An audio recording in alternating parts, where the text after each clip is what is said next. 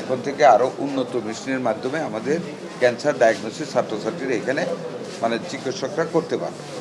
বর্তমান উন্নতমান চিকিৎসার দিকে দাবিত বিশ্বের সাথে তাল মিলিয়ে আমাদের এই ঐতিহ্যবাহী ঢাকা মেডিকেল কলেজ সেই তালটা গত 17 বছরে রক্ষা করতে পারেনি।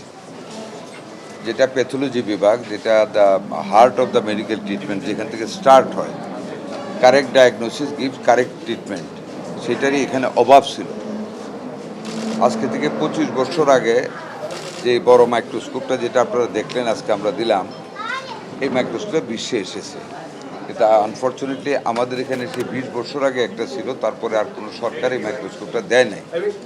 এই মাইক্রোস্কোপটাতে আপনার ইনভেস্টিগেট হয়, বিশেষ করে প্যাথোলজিতে ক্যান্সার ডায়াগনোসিস করা হয় এবং উন্নত মানের নিখুঁতভাবে ক্যান্সার ডায়াগনোসিস একবারে 10 স্টুডেন্ট এক সিটিংয়ে বসে মিউচুয়াল আলাপ করে দেখেন রিচ এটে কারেক্ট ডিসিশন। সেটা আমাদের অভাব ছিল।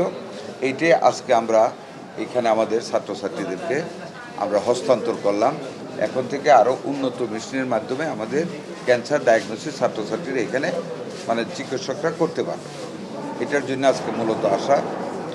আরও কিছু সমস্যা এখানে আছে, রিএজেন্ট সাপ্লাই এটা ইরেগুলার হয়, এটা নিয়ে কথা বলা হয়েছে।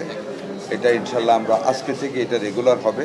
উইল গো ফর টেন্ডার, একবার আমরা বছরটা কিনে নেব, যাতে এটার জন্য আর আমাদের স্বাস্থ্যসেবার যাতে কোনো রকম ঘাটতি না পড়ে, যাতে বাধার সৃষ্টি না হয়।